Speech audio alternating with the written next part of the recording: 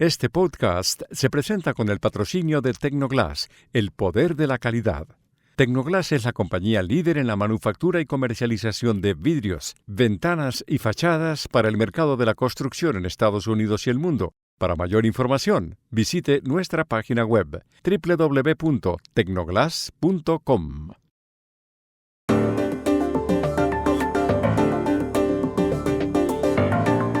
La crisis en Oriente Próximo se agudizó el fin de semana con el primer ataque lanzado desde su territorio por Irán contra Israel. Fueron centenares de cohetes y drones. ¿Cómo entender esto y hasta dónde puede llegar? En las últimas horas empezó en Estados Unidos el primer juicio penal contra un presidente o expresidente, Donald Trump. Es por el caso de la antigua actriz porno Stormy Daniels. ¿Qué pasó ayer y cómo interpretarlo? Hace un mes, el podcast La Encerrona denunció que la presidenta del Perú, Dina Boluarte, usa varios relojes de lujo que jamás declaró. Ella ha respondido dando su versión. ¿Qué ha dicho y qué tan creíble es? Hola, bienvenidos a Y esto no es todo, el podcast del Georgetown Americas Institute de la Universidad de Georgetown en Washington, D.C.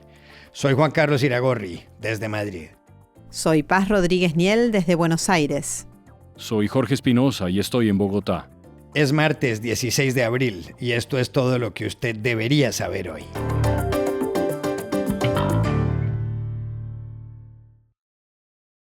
Desde el fin de semana se ha complicado aún más la crisis en Oriente Medio. El sábado tarde, Irán lanzó desde su territorio, por primera vez en la historia, un ataque directo contra Israel. Fueron 130 drones, más de 30 cohetes de crucero y más de 120 misiles balísticos. Como Israel había sido advertido incluso por el presidente de Estados Unidos, Joe Biden, casi todos los drones y cohetes fueron interceptados por el ejército y por otros aliados como el Reino Unido. De todas formas, en ciudades como Jerusalén se vivieron momentos de auténtica angustia.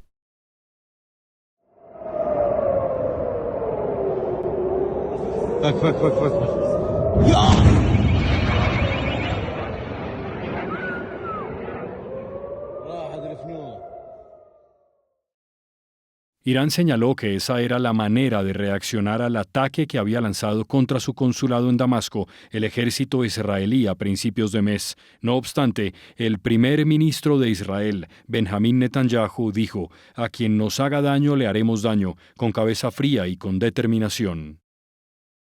קבעתי עיקרון ברור. מי שפוגע בנו, אנחנו פוגעים בו. אנחנו נגן על עצמנו מול כל איום, ונעשה זאת בקור רוח ובנחישות. Horas después, en las Naciones Unidas en Nueva York, se reunió el Consejo de Seguridad. Y el secretario general de la ONU, Antonio Guterres, pidió a los involucrados dar un paso atrás para alejarse del abismo y evitar así un gran conflicto en Oriente Medio. It's time to step back from the brink. It's vital to avoid any action that could lead to major military confrontations on multiple fronts in the Middle East. Toda esta escalada violenta ha sido un episodio más de la crisis que empezó el 7 de octubre con los atentados de Hamás contra Israel, donde hubo más de 1.200 muertos. A eso se ha sumado la respuesta israelí en Gaza, que ha dejado más de 32.000 víctimas mortales.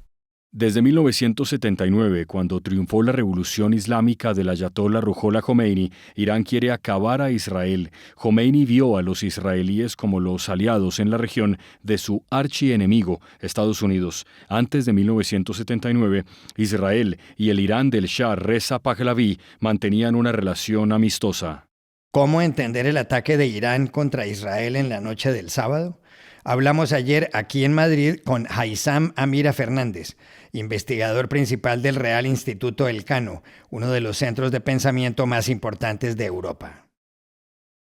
En Oriente Medio se están traspasando demasiadas líneas rojas durante los últimos 6 meses. Líneas rojas que antiguamente parecían marcar las normas de cómo se relacionan los países, qué está permitido y dónde no se puede actuar.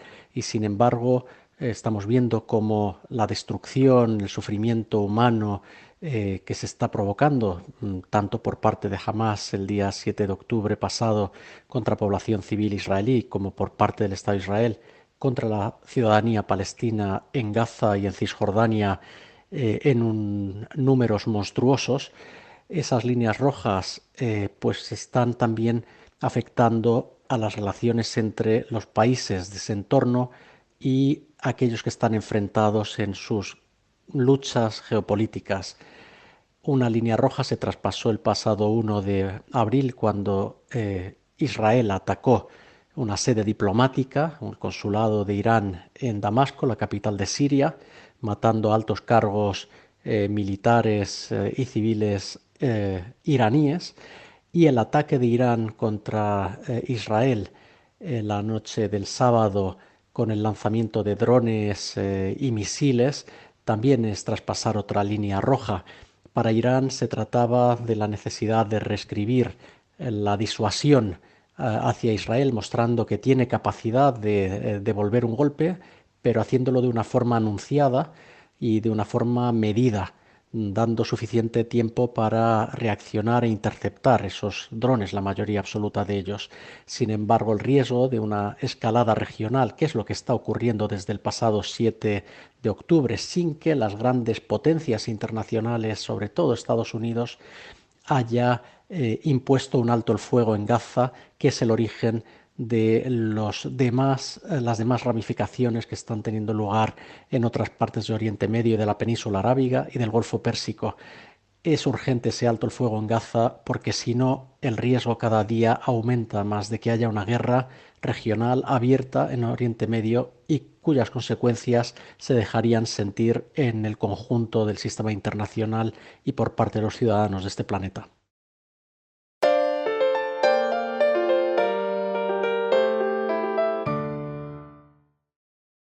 En una corte de Nueva York comenzó ayer oficialmente el primer juicio criminal contra un presidente o expresidente en la historia de los Estados Unidos. El involucrado es Donald Trump, que gobernó desde la Casa Blanca de 2017 a 2021. El juicio busca probar si Trump disfrazó como un gasto de sus negocios $130,000 que su abogado Michael Cohen le pagó en la campaña de 2016 a la exactriz porno Stormy Daniels. La idea era que ella guardara silencio sobre una presunta relación sexual 10 años antes con Trump. Trump es el candidato republicano para las elecciones de noviembre, donde se enfrentará al presidente demócrata Joe Biden. Ayer, antes de entrar a la corte, donde el proceso está a cargo del juez Juan Merchan, dijo que todo es una persecución política jamás vista y un asalto a Estados Unidos. This is political persecution. This is a persecution like never before. Nobody's ever seen anything like it. And again, it's a case that should have never been brought. It's an assault on America. And that's why I'm very proud to be here. This is an assault on our country. Contra Donald Trump hay otros 3 procesos en curso, uno por su eventual participación en el asalto al Capitolio en Washington el 6 de enero de 2021, otro por haber intentado cambiar el resultado de los comicios de 2020 en el estado de Georgia y otro más por defraudaciones al estado de Nueva York. Así es, Espinosa, pero ¿qué pasó exactamente ayer en la Corte de Nueva York y cómo puede interpretarse? Llamamos a Washington, a pocas cuadras de la Casa Blanca, a nuestra compañera, la periodista y analista política Dori Toribio. Sí, fue un primer día histórico, Juan Carlos, e intenso. La primera jornada de este juicio, que se calcula durará en total unas 8 semanas, se centró en empezar el proceso para seleccionar a los 12 miembros del jurado, que tendrán que decidir si Donald Trump es culpable o inocente. Y es un proceso complicado y minucioso, porque había inicialmente alrededor de 500 candidatos, ciudadanos de Manhattan, convocados por la justicia de Nueva York, entre los que hay que seleccionar a 12 con criterios de neutralidad e imparcialidad. Decenas ya fueron descartados ayer precisamente porque declararon que no pueden ser imparciales. Pero el proceso continúa y podría durar varios días más. Además de esto, ayer lo que se vio en la Corte es una intensa negociación entre la acusación y la defensa y el juez Merchan de los parámetros del juicio, con momentos de tensión entre las partes, por ejemplo, cuando el magistrado lanzó una advertencia al expresidente sobre su conducta y le dijo que podrá estar presente a lo largo del juicio para ayudar con su propia defensa, pero que tendrá que comportarse.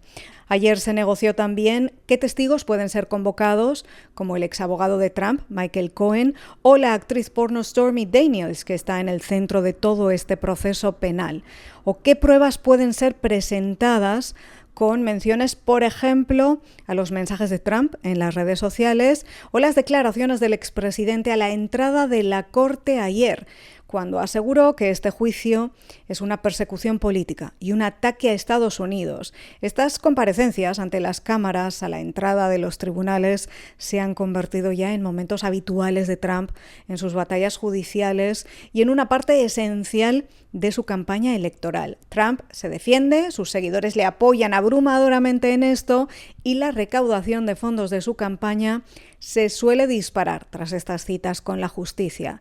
Esta vez con todavía más atención porque este juicio no tiene precedentes. Es la primera vez que un expresidente es procesado, es también el primer juicio contra Trump relacionado con las elecciones presidenciales, en este caso con las de 2016, hace ya casi 8 años, pero además también es posiblemente el único de todos los juicios pendientes de Trump que puede empezar y acabar antes de los comicios de este noviembre, porque los restantes están pendientes de apelaciones y de muchos retrasos. Es importante recordar además que según las encuestas, estos juicios no parecen pasar factura políticamente hablando a Trump. Un reciente sondeo de Quinnipiac dice que un 55% de votantes registrados aseguran que este caso no afectará en nada a su voto. Aunque después otra encuesta de Ipsos, publicada en marzo, sí plantea un problema para Trump entre votantes independientes que son clave en noviembre.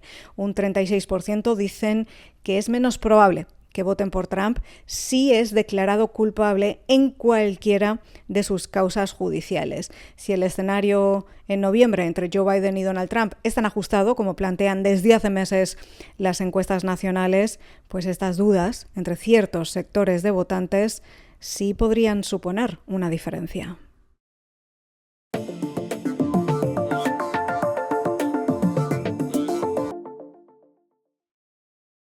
Este podcast se presenta por cortesía de Movistar Empresas, el aliado que está transformando negocios en Argentina, Chile, Colombia, Ecuador, Perú, Uruguay, México y Venezuela, brindando soluciones digitales que se ajustan a cada necesidad y potenciando sus operaciones con servicios en cloud, IoT, seguridad, conectividad, Big Data y advertising.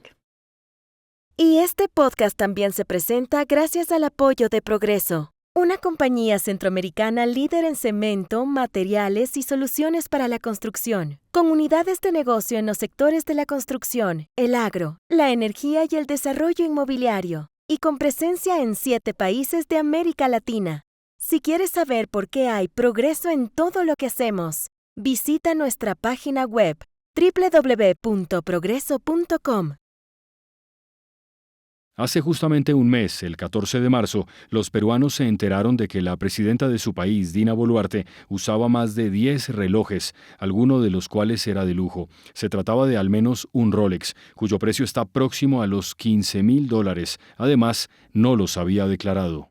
La denuncia la hizo un podcast que se llama La Encerrona y no fue la única. El podcast siguió investigando y todo se agrandó.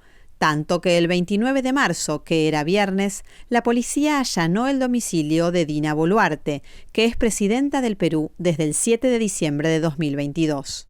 Desde el primer episodio de ese podcast sobre el asunto, Dina Boluarte ha hablado sobre lo sucedido y ha mencionado al gobernador del estado de Ayacucho, Wilfredo Oscorina. ¿Qué tan válida ha sido su versión y qué implica? Llamamos anoche a Marcos Cifuentes, director de La Encerrona.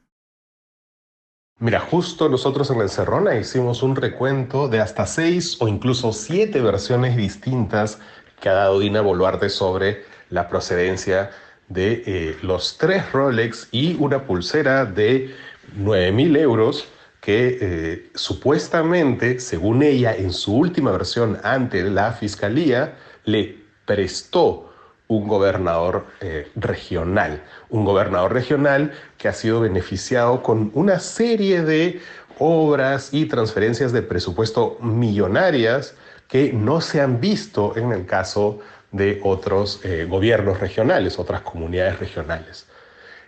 Esa última versión, la del préstamo, la dio a la fiscalía el viernes de la semana antepasada y procedió luego de eso a dar un mensaje a la nación, ahondando en lo que ella había contado en la fiscalía.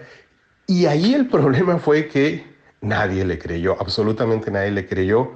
Hoy, que estamos lunes, ella ha roto un silencio de más de una semana. Después de ese mensaje a la nación, simplemente se dedicó a actividades muy pequeñas con alcaldes, con congresistas que son favorables a ella.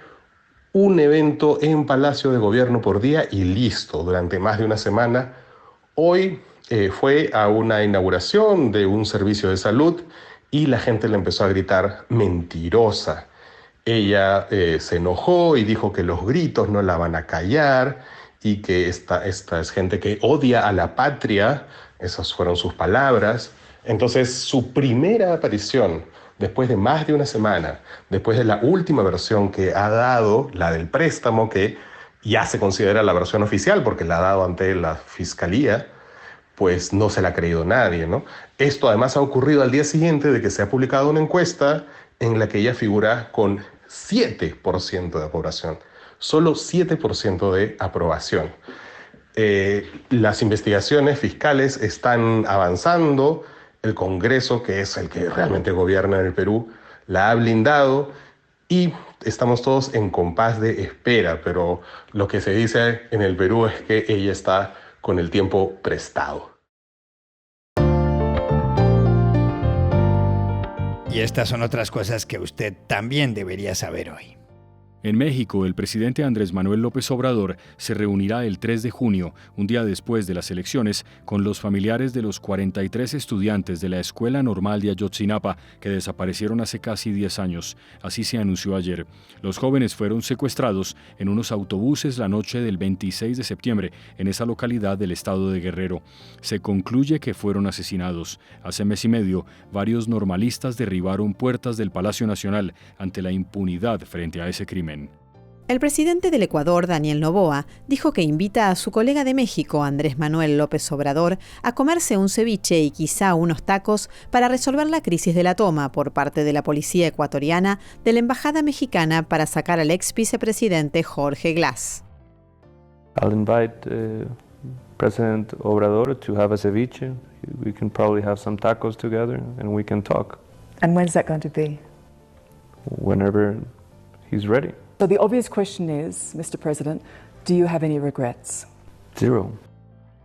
Noboa hizo esas declaraciones en el canal australiano SBS y dijo que tiene cero arrepentimiento.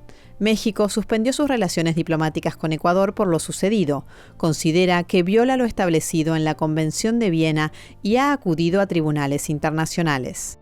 En Singapur, el primer ministro Lee Hsien Loong anunció ayer que dejará el cargo a partir del 15 de mayo. Tras ocuparlo por 20 años, será sustituido por el viceprimer ministro Lawrence Wong. Y en Tesla, la empresa de automóviles eléctricos propiedad de Elon Musk y con sede en la ciudad texana de Austin, serán despedidos el 10% de los trabajadores, de un total de 140,000. Todo se debe a los malos resultados del año pasado. Al conocerse la noticia, la acción de Tesla cayó un 3%. Y aquí termina el episodio de hoy de Y esto no es todo, donde siempre habrá más. En la producción estuvo John F. Burnett. Y pueden suscribirse a este podcast en nuestro sitio web, yestonoestodo.georgetown.edu, seguirnos en nuestras cuentas de X y de Instagram, @yestonoestodo, y buscarnos en nuestro canal de YouTube. Chao, hasta la próxima.